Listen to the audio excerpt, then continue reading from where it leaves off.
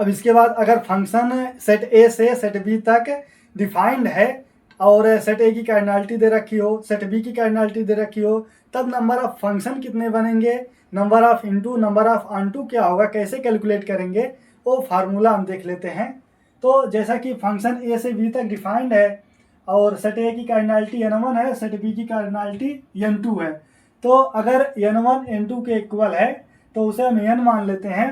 तब इस कंडीशन में number of function n power n होगा और number of onto function n factorial, और number of into function, number of function में से ऑनटू फंक्शन को हम माइनस कर देंगे, मतलब n power n minus n factorial. और अगर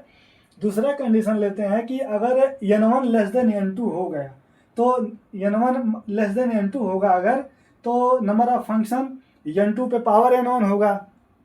और नंबर ऑफ ऑनटू फंक्शन 0 होगा। क्यों 0 होगा? क्योंकि यहाँ पर जो कोडोमेन है, ठीक है, कोडोमेन में एक ऐसा इमेज है जिसके पास प्री इमेज नहीं है, तो वहाँ पर ऑनटू फंक्शन ही नहीं होगा, तो यहाँ पर इसलिए नंबर ऑफ ऑनटू फंक्शन 0 हो जाएगा और यहाँ पर नंबर ऑफ इनटू फंक्शन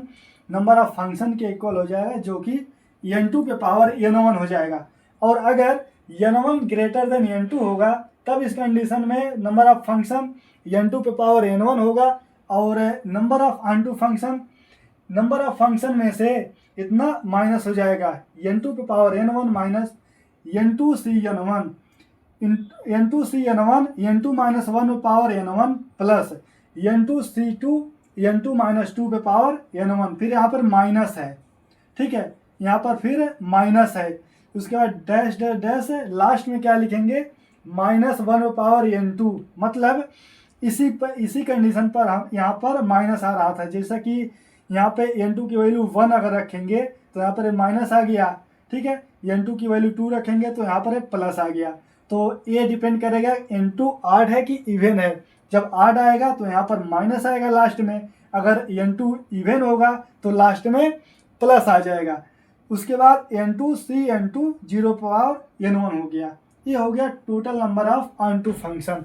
और नंबर ऑफ इनटू फंक्शन क्या होता है, number of function minus number of onto function, मतलब नंबर ऑफ फंक्शन इतना है और माइनस कर देंगे इस टोटल को, मतलब नंबर ऑफ ऑनटू फंक्शन को, तो निकल के आ जाएगा नंबर ऑफ इनटू फंक्शन।